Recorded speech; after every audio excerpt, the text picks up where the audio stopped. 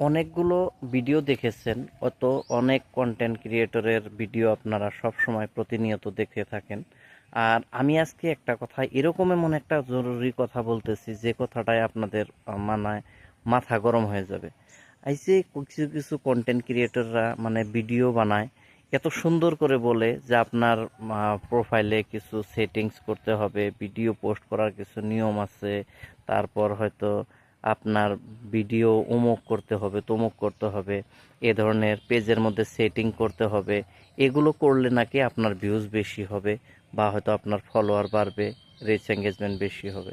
আমি বলতেছি একদমই ভুয়া কথা। এগুলো কথা আপনারা কোনো দিনও মাথায় নেবেন না।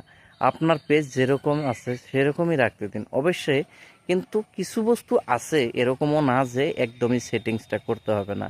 তবে কিছু অডিয়েন্স সেকশনের মধ্যে কিছু আছে যেগুলো আপনি হয়তো পাবলিক করতে হবে, তবেই আপনার মানুষের মানে আপনার ভিডিওগুলো মানুষে দেখবে।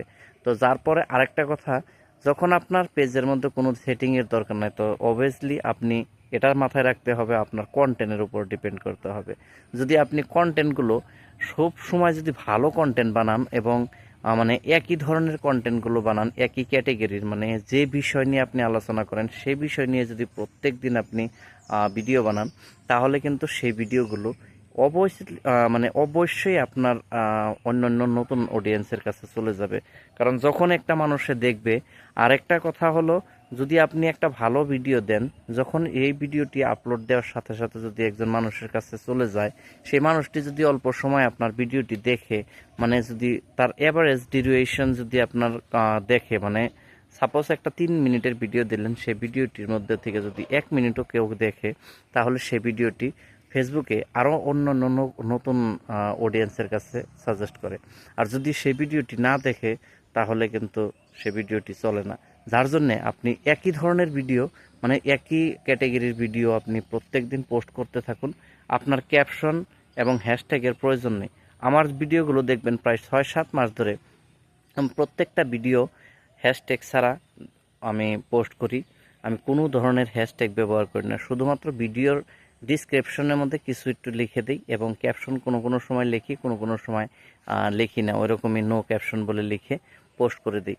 এখন বর্তমান এই ধরনের পোস্ট করে করে কিন্তু আমার আজকে মোটামুটি 3-4টে ভিডিও ফর ইউতে চলতেছে। মাশাআল্লাহ, আপনাদের দোয়ায় এবং আপনাদের সহযোগিতায় এটুকু করতে পেরেছি। তবে আশা করি আপনারাও যদি এরকমভাবে করেন, অবশ্যই আপনাদের ভালো একটা রেসপন্স পাবেন ফেসবুকের থেকে। আর যাই করি, ফেসবুকের থেকে আর্নিংটা অনেক কম, যার জন্য হয়তো আপনাদের কাছে বেশি বলতে পারি না। তবে আপনারা লেগে থাকুন, অবশ্যই একদিন না একদিন সাকসেস পাবেন।